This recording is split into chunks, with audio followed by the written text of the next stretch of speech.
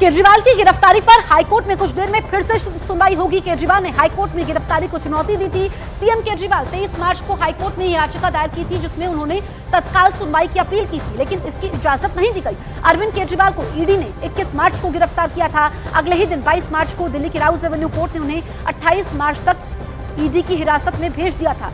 तो केजरीवाल की गिरफ्तारी पर हाईकोर्ट में अब से कुछ देर में एक बार फिर से सुनवाई होगी। अभी सुनवाई टली है। हमने देखा कि इससे पहले केजरीवाल की तरफ से अभिषेक मनु सिंघवी पेश हुए और यहां पर केजरीवाल ने अपनी गिरफ्तारी को गैर कानूनी बताया है। ईडी की रिमांड को चुनौती दी है। वो 28 मार्च तक ईडी की रिमांड पर हैं और हमने देखा कि लगातार केजरीवाल के समर्थक आम आदमी पार्टी ये कहती आई है कि एक नेता को पूरा अधिकार है कि वो चुनाव में हिस्सा ले। हमारे साथ विक्रांत इस वक्त लाइव मौजूद है। विक्रांत, क्या हाईकोर्ट में सुनवाई शुरू हुई थी, कुछ देर बाद फिर से सुनवाई शुरू होगी, अभी तक क्या हुआ सुनवाई के समय?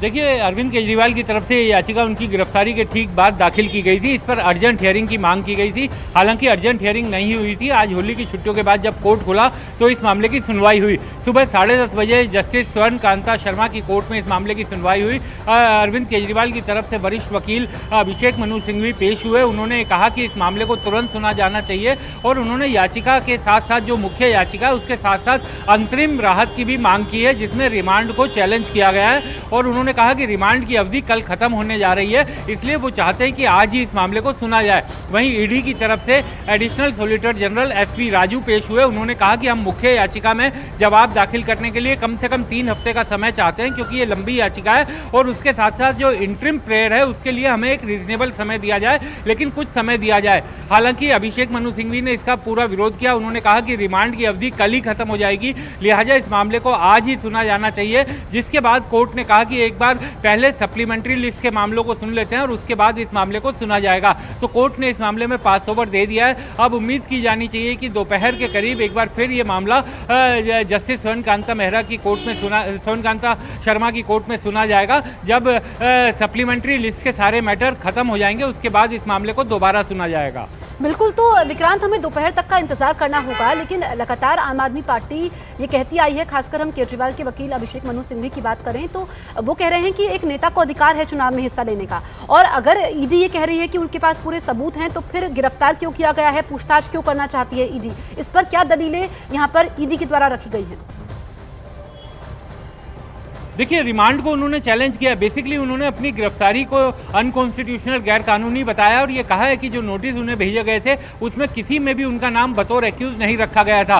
गिरफ्तारी से पहले कभी उनका नाम एक्यूज के तौर पर नहीं लिया गया था। अचानक से उन्हें गिरफ्तार कर लिया गया और उसके बाद उनको रिमांड पर भी ले लिया गया। उन्होंने अपनी गिरफ्तारी को भी चैलेंज किया और रिमांड को भी चैलेंज किया। इस समय न्यूज़ 18 इंडिया के दर्शकों को मैं एक और जानकारी दूं कि आज दोपहर में 12:30 बजे आपके लीगल सेल ने दिल्ली की तमाम निचली अदालतों में प्रोटेस्ट की भी कॉल की है। वो मामला भी आज हाईकोर्ट में पहुंचा था, चीफ जस्टिस की कोर्ट में, एक्टिंग चीफ जस्टिस की कोर्ट में, और एक्टिंग चीफ जस्टिस ने उस मामले में ये कहा है कि अगर अदालत में आने जाने में किसी को कोई दिक्कत हुई तो वो इस मामले को देखेंगे, तो इस मामले में कड़ी कार्रवाई की जाएगी अगर किसी भी व्यक्ति को दिक्कत हुई। क्योंकि याचिकाकर्ता का ये कहना था कि कोर्ट परिसर में किसी तरीके का विरोध प्रदर्शन नहीं हो सकता, और आम आदमी पार्टी के लीगल सेल ने आज दोपहर 12:30 बजे सभी निचली अदालतों में प्रोटेस्ट की कॉल की हुई है, तो उसे रोका जाना चाहिए। कोर्ट ने कहा कि अगर किसी भी व्यक्ति को कोर्ट में दिक्कत हुई तो हम इस मामले को देखेंगे। तो आज ये भी एक मामला कोर्ट के सामने आया था। अरविंद केजरीवाल की याचिका का जो मुद्दा है वो अब से कुछ देर बाद ये उम्मीद की जानी चाहिए कि लंच के करीब या लंच से पहले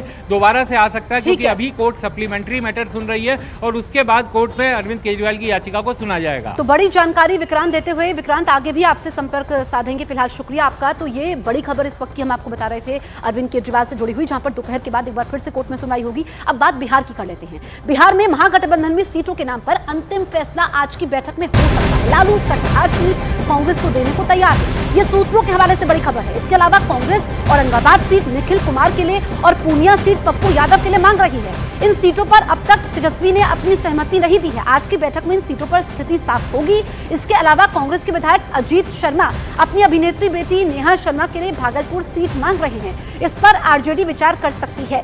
कांग्रेस बेगूसराय की सीट कन्हैया कुमार के लिए मांग रही है, लेकिन कन्हैया पिछली बार लेफ्ट से लड़े थे, इसीलिए लालू ने इस सीट को लेफ्ट को देने को मना मन बना दिया है और वो अपने फैसले पर अड़े हैं। मीरा कुमार के लिए लालू सासाराम की आरक्षित सीट छोड़ने को तैयार है, लेकिन मीरा कुमार के बेटे के लिए काराकाट की सीट छोड़ने को तैयार नहीं है। मीरा कुमार अपने बेटे के लिए काराकाट सीट चाहती है, लेकिन लालू इसके लिए तैयार नहीं है। अब देखिए, कई सीटें ऐसी हैं जिस पर पेच फंसा हुआ है। हालांकि तेजस्वी यादव कह रहे हैं सब ठीक है, लेफ्ट, कांग्रेस और आरजेडी मिलकर चुनाव लड़ेंगे, लेकिन कैसे? जो पेच फंसा हुआ है उस पर स्थिति अभी तक साफ नहीं हो पाई है।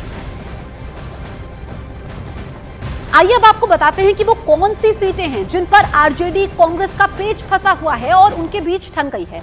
सबसे पहले हम बात करेंगे औरंगाबाद सीट की, जहां पर आरजेडी अभय कुशवाहा को उतारना चाहती है।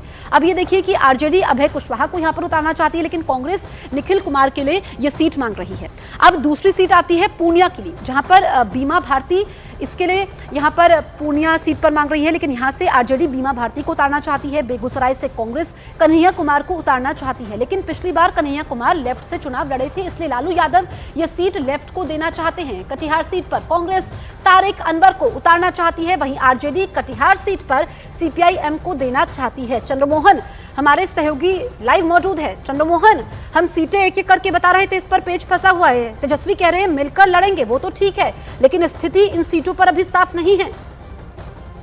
बिल्कुल, और यही सीटों को लेकर अब तक पेच फंसा हुआ है, जिसको लेकर कांग्रेस लगातार ये कह रही है कि लालू यादव बिना उनसे पूछे हुए, बिना सीटों के बंटवारे का इस तरह से अपने उम्मीदवारों का ऐलान कैसे कर सकते हैं। अभय कुशवाहा को औरंगाबाद से लालू यादव ने उतार दिया है, उनको सिंबल दे दिया है, जबकि कांग्रेस निखिल कुमार को वहां से चुनाव लड़ाना चाहती थी।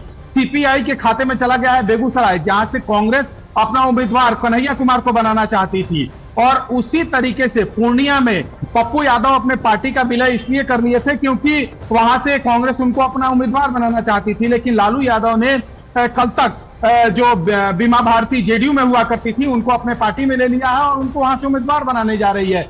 इन्हीं सभी सीटों को लेकर पेच फंसा हुआ है।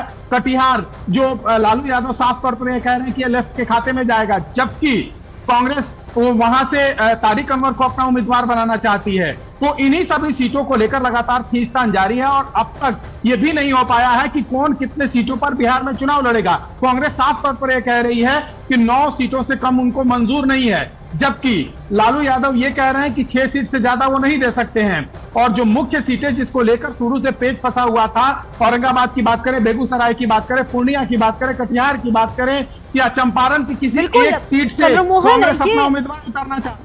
तारीखों का ऐलान हो चुका है और इतनी देरी क्यों हो रही है? 4 सीटें हैं जिस पर अभी पेच फंसा हुआ है, अपने अपने यहाँ पर महत्वाकांक्षा है सभी दलों की, तो क्या कुछ और ऑप्शंस बचते हैं या फिर ये सुलझा लिया जाएगा, ऐसा माना जाए? इतनी देरी क्यों?